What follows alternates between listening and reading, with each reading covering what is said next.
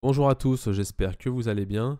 Le week-end a été assez mouvementé sur les cryptos et sur le Bitcoin. J'ai pas fait de vidéo ce week-end, je m'en excuse. En fait, je fais des vidéos plutôt tous les jours de la semaine. Par contre, je peux très bien répondre à vos commentaires hein, le week-end. Puis c'est plus simple pour moi. Et donc, s'il y a des choses que vous voulez qu'on voit dans la semaine qui suit, bah, vous avez juste à me le dire en commentaire, me mettre des petites informations. Et puis moi, ça me permet de voir un petit peu ce que vous aimez, si les vidéos vous plaisent, et puis si il faut continuer comme ça. Alors dans cette vidéo, on va dans un premier temps analyser le Bitcoin, bien évidemment c'est celui qui montre la tendance. Et en deuxième partie, donc une partie un peu plus longue, sur une crypto-monnaie en fait qui fait un peu parler de lui en ce moment. C'est le Ripple. Alors le Ripple que j'affectionne particulièrement. Après, voilà, on va parler pas beaucoup du projet, on va plutôt parler du graphique. Je ferai sûrement un update un peu plus tard pour parler un petit peu du projet, puisque moi j'aimerais vraiment me concentrer sur ce qu'il est en train de réaliser en ce moment, et est-ce que c'est une opportunité ou pas, puisque là en fait on dirait vraiment que cette crypto va vraiment exploser, hein. Vraiment je laisse de côté le fondamental, on parle vraiment de crypto et d'analyse chartiste. On analyse, voilà, donc on voit vraiment qu'il se passe quelque chose. Voilà pour ça. Donc je remercie aussi, je voulais vous aussi remercier tous ces nouveaux abonnés que j'ai. La chaîne est assez récente et puis je vois qu'il y a pas mal d'abonnés, pas mal de commentaires, ça discute, ça me donne votre avis. Alors vraiment merci beaucoup. Je pensais que je pensais pas qu'au début il y aurait autant d'avis aussi positifs.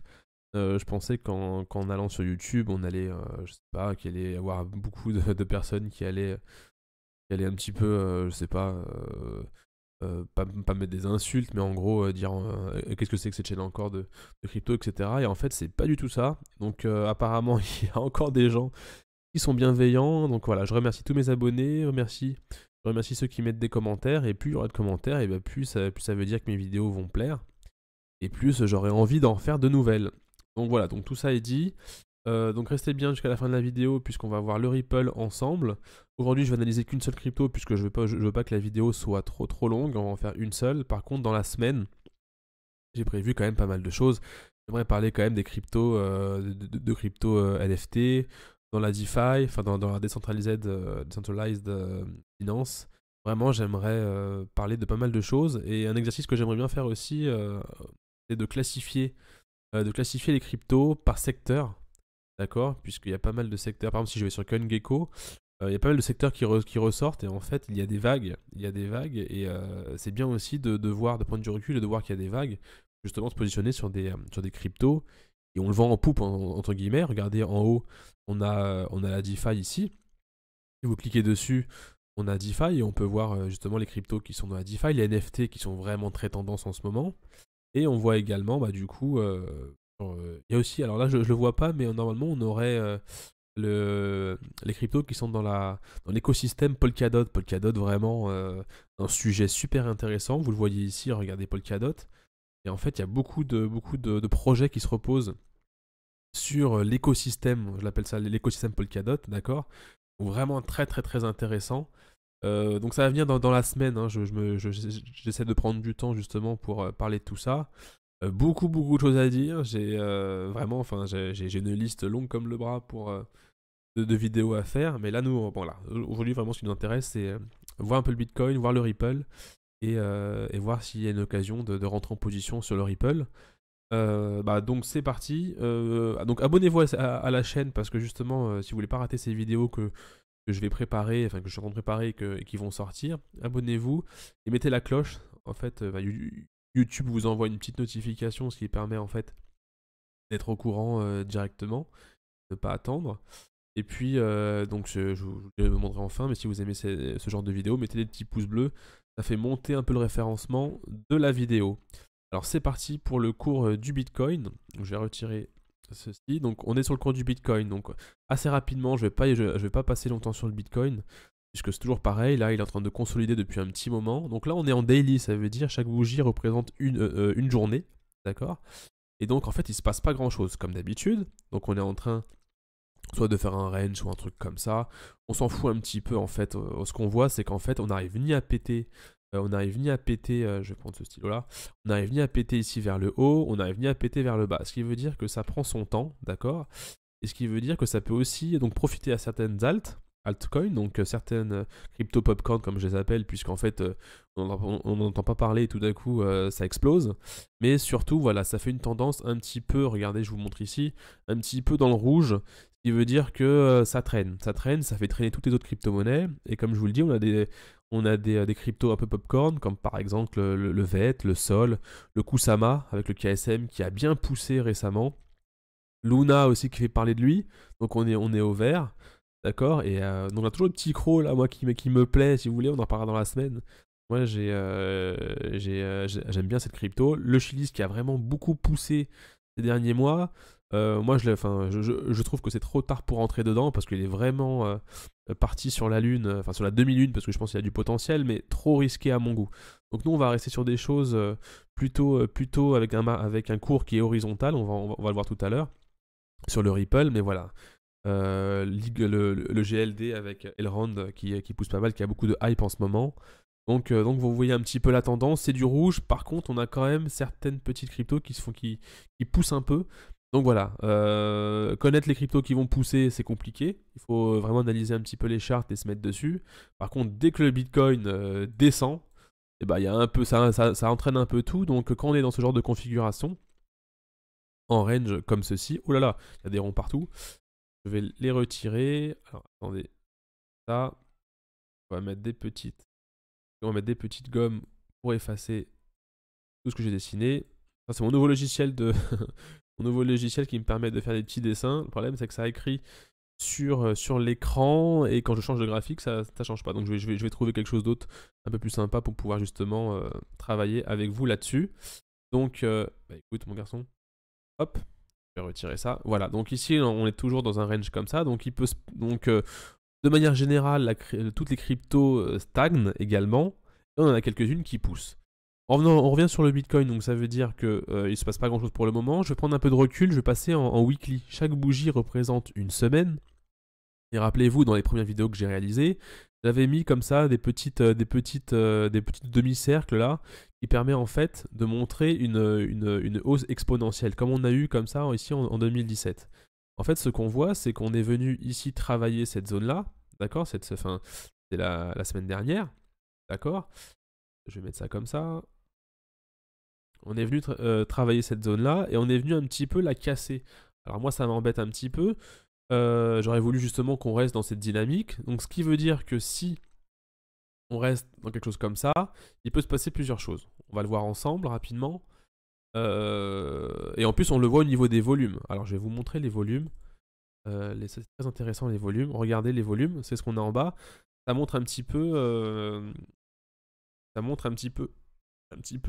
la force qu'on a dans les acheteurs qui rentrent dans le cours. Regardez ce qu'on a ici. On a quelque chose de vraiment pas très intéressant. En fait, c'est tout mou. C'est tout mou. Ce qui veut dire qu'il y a peut-être encore quelques jours comme ça où on va un peu stagner. Ça ne veut pas dire que ça va se renverser. D'accord. Ça veut juste dire que ça va prendre son temps. Alors, on n'est pas, pour l'instant, on ne sait pas trop quoi, on ne sait pas dire ce qui va se passer.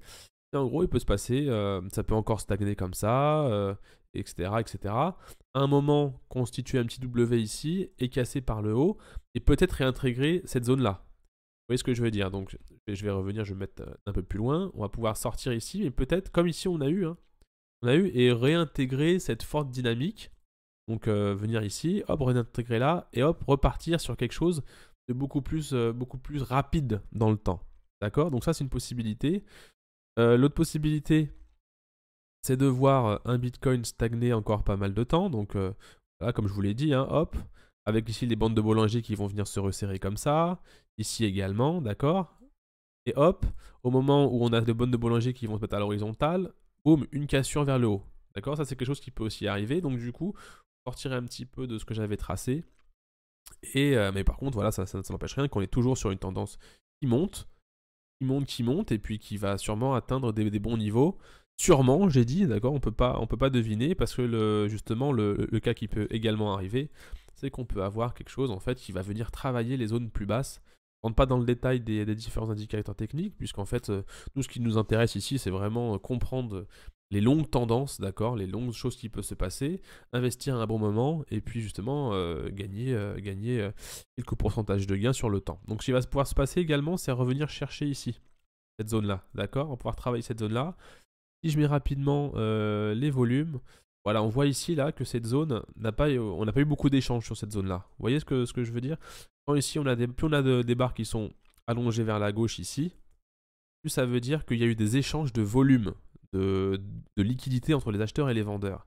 Et souvent, ce qu'on remarque dans les graphes, c'est que quand on met justement ce volume profile, on arrive, il y a des zones comme ça creuses. Et on vient souvent les retester. Donc c'est pas systématique, mais il est probable qu'on vienne retester cette zone-là, et après on revienne et qu'on consolide et qu'on casse vers le haut pour repartir. En fait, ça fait un peu travailler ici le cours et ça fait générer de la liquidité. Et puis voilà, et après on va aller rechercher des nouveaux sommets où on n'a pas eu d'échange de liquidité. On l'a ici, mais après voilà, là on est toujours dans un bull market, ce qui veut dire, montrer vite fait, et on va rester après on va rester là-dessus sur le Bitcoin. Ça veut dire que si on va revenir rechercher cette zone-là, d'accord, ça veut dire qu'on va faire quelque chose comme ça, travailler là et redescendre là. Là c'est critique. Parce que si on regarde de manière plus éloignée, avec un focus plus éloigné, et ben on remarque qu'on on inverserait cette tendance de bull run. Aujourd'hui, on est dans un bull run, ça veut dire qu'on est en train de monter. On monte, on monte, on monte, on monte. On n'a pas, il n'y a pas d'idée à revenir derrière. Mais là, si on casse ici, eh ben ça voudrait dire que c'est plus du tout la même chose. On part sur quelque chose, un petit peu comme en 2017. Tout le monde sait bien un petit peu de regarder ce qui s'est passé avant, hein, même si ça veut pas tout dire. Regardez, on peut venir faire ça, hein, et stagner comme ça pendant des années, si vraiment on renverse la tendance. Vous voyez ce que je veux dire? Voilà, donc n'hésitez pas à me dire en commentaire si j'arrive à être clair. J'essaie d'employer un jargon assez simple. Que le but, c'est pas non plus de sortir tous les mots techniques pour que vous soyez, enfin, être largué. Le but, c'est que vous compreniez ce que je dis et que ça vous donne des bonnes indications pour entrer en position. Voilà pour le Bitcoin. Je vais passer maintenant sur l'autre crypto-monnaie dont je vous ai parlé. Donc voilà, dernière petite chose, on reste attentif. On reste attentif là-dessus, ça stagne encore un petit peu, ça peut prendre encore un peu son temps. Et donc du coup, ça veut dire que sur les alts, il faut pas trop trader pour le moment. D'accord, ces alts, ces autres crypto-monnaies, faut pas trop trader. Quand même voir un petit peu ce qui profile à l'horizon, puisqu'on a quelques pépites qui sont en train de vraiment créer des belles figures explosives. On pourra en reparler dans la semaine, j'ai pas mal de choses à étudier. Hein. Qu'est-ce que je peux par exemple? Oui, j'ai l'intention d'étudier et d'analyser le Mana, le Chroma, l'Odius, l'Engine Coin, le Flow. On a une entrée une distribution de tokens, un lancement de projet qui s'appelle le OMI dans quelques jours. Et donc qui est pas mal de hype en ce moment. Un peu plus compliqué à acheter, ça demande carrément une vidéo spéciale parce qu'on est sur on n'est pas sur des exchanges un peu traditionnels, donc c'est un peu plus compliqué. Mais voilà, je vais vous parler de tout ça cette semaine. Abonnez-vous bien à la chaîne, mettez-moi cette petite cloche là pour que vous puissiez recevoir. Moi, je gagne rien là-dessus, hein, donc là, c'est que du temps que je vous donne. Et en plus, ça me fait plaisir parce que vraiment j'aime ça, tout bêtement. Voilà pour le Bitcoin. Donc on va suivre ça dans la semaine. Ok. Maintenant, on passe sur le Ripple. Voilà, le Ripple, on l'attendait. Donc je vais un petit peu me mettre en weekly, d'accord. Je vais enlever ce petit 520%. Pas que ça vous choque trop. Je vais enlever ces lignes rouges. En fait, c'était caché. Voilà ce qui se passe. Franchement, c'est magnifique. C'est magnifique. C'est un très très beau graphe. J'adore ça. C'est génial. Cependant, beaucoup de d'échos dernièrement et beaucoup de bruit sur les réseaux, même au niveau, enfin, dans l'actualité par rapport au Ripple. Donc le Ripple, c'est la société, c'est le projet. Et XRP, c'est le token qu'ils ont délivré, d'accord? C'est deux choses qui sont complètement différentes. C'est comme si je parlais c'est un peu compliqué à dire, mais en gros, c'est comme si il y avait la boîte Tesla, et puis ils ont créé une action qui s'appelle Elec Tesla, donc qui peuvent être deux choses différentes. Mais en tout cas, voilà, on a le projet Ripple qui délivre son token XRP.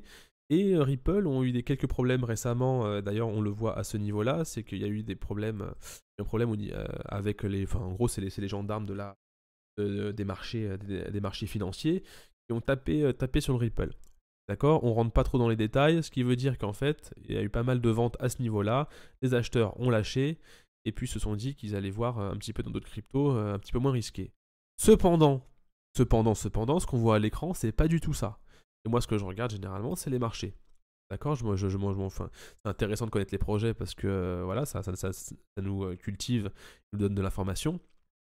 Mais il faut vraiment pas que ça nous donne des biais psychologiques qui nous en fait prendre de mauvaises décisions. Voilà ce qui s'est passé. Je vais être très succinct et je vais essayer de vraiment vous faire comprendre. On a un cours avec une explosion en 2017 ici à gauche, d'accord? Je vais prendre mon petit crayon. Avec une explosion ici à gauche, d'accord? Comme toutes les cryptos, on a eu la chute en fait juste après, d'accord? On a eu la alt season qui s'est un petit peu déroulée à ce niveau-là. On en parlera aussi de la alt season, ça va arriver bientôt. Et c'est très important que je vous en parle.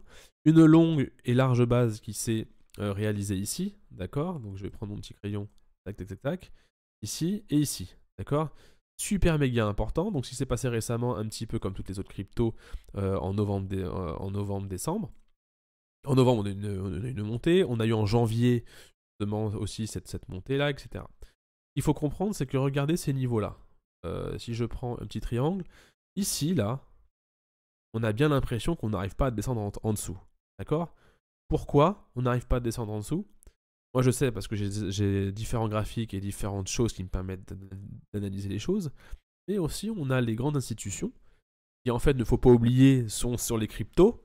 Et d'ailleurs, aujourd'hui, on a un renversement qui dit qu'on a plus d'institutions qui ont investi dans les cryptos, dans le Bitcoin, que les particuliers, pardon.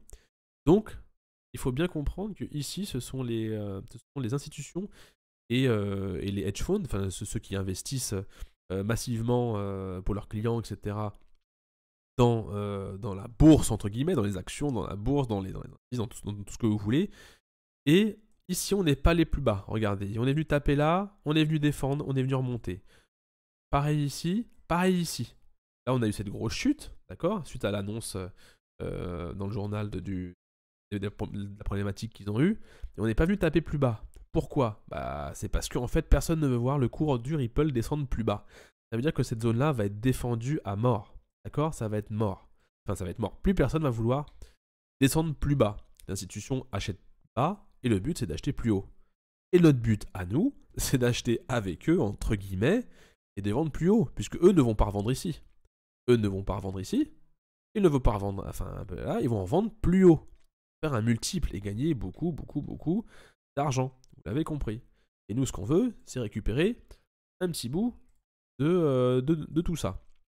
D'accord? Donc, oui, en effet, il y a eu des petits problèmes, enfin des problèmes par rapport aux fondamentaux, d'accord, du projet, etc.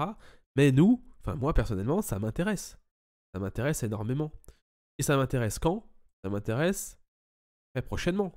Regardez ce qui est en train de se passer. On a ici un triangle qui s'est mis en place avec un ping-pong, boum, boum, boum, boum, boum. Je prends des termes simples, là, comme ça parle à tout le monde. Un ping-pong entre ces deux choses. Boum, ça tape ici. Boum, ça tape là. Comment je peux faire pour...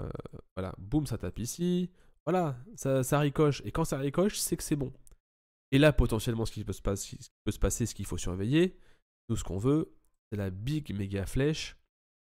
C'est la big méga flèche qui va faire comme ça, d'accord? Et qui va lâcher et qui va envoyer. D'accord? Donc, il faut surveiller, puisqu'en fait, on n'est pas à l'abri non plus de ça. D'accord? Plus bas que ça, je le doute. D'accord?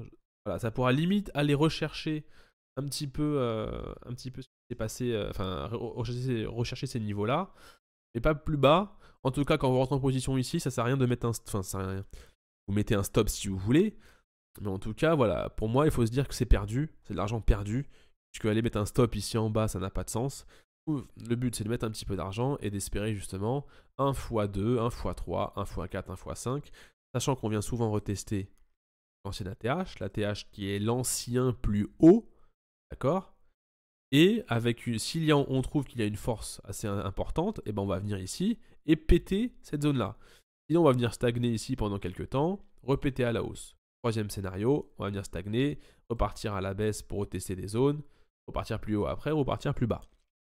D'accord? Le trading, enfin, je dis pas que c'est tout simple, Mais quand vous avez compris que c'est de la psychologie et qu'il y a des phases d'accumulation, qu'il y a des niveaux psychologiques de résistance, etc., en plaçant des trades et des stops de sécurité pour reprendre vos gains si ça part dans l'autre sens, et en gérant bien votre money management, à un moment vous êtes capable de gérer vos positions, vos prises de profit et de couper les pertes. Ok. Autre chose que je voulais vous dire, c'est par rapport au volume. Regardez-moi ces volumes. Il ne se passe rien. Excusez-moi.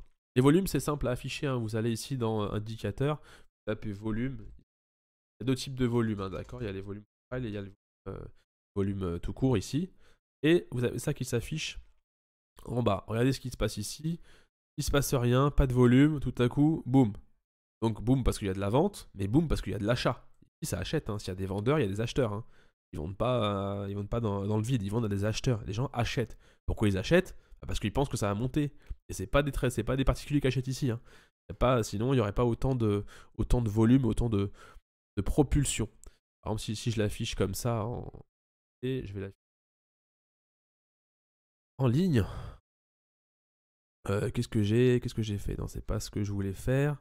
En ligne droite. Par contre, je voulais afficher. Bon. Voilà ce qui se passe ici. On voit ici qu'on a une baisse quand même. Hein. Attention, parce qu'on a quand même une baisse du volume à cet endroit-là. Et nous, ce qu'on va attendre justement, c'est peut-être que ça reprenne un petit peu du poil de la bête, comme on dit. Hop, que ça forme une petite W comme ça et que ça reparte à la hausse. Je vais le refaire. D'accord. Je vais le refaire. Ouh là là, attendez, c'est moi. Nous, ce qu'on veut ici, c'est peut-être voir quelque chose comme ça. Hop, que ça reprenne un petit peu. D'accord? Que ça reprenne du volume. Ça va baisser un petit peu. Hop. Et on va vouloir justement qu'il y ait de plus en plus de volume, que ça forme un beau W comme ça. Pour justement se dire, bon, c'est bon, les acheteurs ont repris le cours. Et hop, paf, on propulse à la hausse. D'ailleurs, si on descend, on passe du weekly. Alors attendez, on commence à avoir pas mal de petites choses. Je vais effacer ça. Donc ici par exemple, si on regarde un petit peu ce qui se passe en daily, et ben on voit que c'est en train de préparer un petit peu comme d'autres halts qu'on voit. On a eu une grosse montée en janvier et on a une consolidation sur quasiment toutes les cryptos, donc on a souvent ce schéma. Et donc ce qu'on attend justement, c'est une explosion ici à la hausse. Si vous rentrez dans ces zones-là, attention parce que ça va venir sûrement taper ici, d'accord, puisqu'on a une zone ici assez importante. Et le but, c'est que ça vienne un petit peu rebondir ici et repartir. Et votre stop, que je vous ai dit de pas mettre, enfin, que je vous ai dit de pas mettre, moi je ne le conseille rien du tout. Mais en gros, bon, si vous voulez le mettre un petit peu serré, voilà, vous pourrez mettre un stop un petit peu par ici, etc. Donc au cas où ça se renverse, si vous avez un stop serré, que vous faites un trading très serré, très agressif, vous pouvez le mettre plus haut. Si vous voyez de quoi je parle avec le stop, tout ça, dites en commentaire si vous voulez que je fasse une vidéo pour vous apprendre à placer des stops, des take profit et comment sortir et rentrer en position. Vous me le dites et je me ferai un plaisir de vous l'expliquer. Donc voilà pour le Ripple. Ripple qui est vraiment quelque chose de vraiment sympa. On en dit beaucoup de mal. Enfin, il y a beaucoup de mauvaises informations, informations négatives, pardon, sur Internet. Mais là, graphiquement, je vois qu'il est en train de pousser. Donc voilà. C'est pour ça que je voulais vous en parler aujourd'hui. Voilà pour cette vidéo, elle est donc finie. J'ai plein de petites choses à vous préparer. Je vais faire cet exercice de classifier un petit peu les cryptos par secteur d'activité, puisque certains secteurs d'activité propulsent plus que d'autres. Donc je pense que c'est intéressant de le faire. Et je parlerai aussi d'investissement court, moyen, long terme, parce qu'en fait on n'investit pas la même somme, de la même manière sur des cryptos qui vont pousser très vite dans un premier temps, ou qui vont un peu plus tard dans le temps. Ça, c'est des choses que j'aimerais vous voir avec vous. J'espère que cette vidéo vous a plu. Bah voilà, si ça vous a aimé, mettez-moi un petit pouce bleu, abonnez-vous à cette chaîne pour ne rien rater. Et puis on va continuer notre petite vidéo quotidienne comme ça dans la semaine. Je vous dis à demain, soyez prudents sur vos investissements et à très bientôt. Au revoir.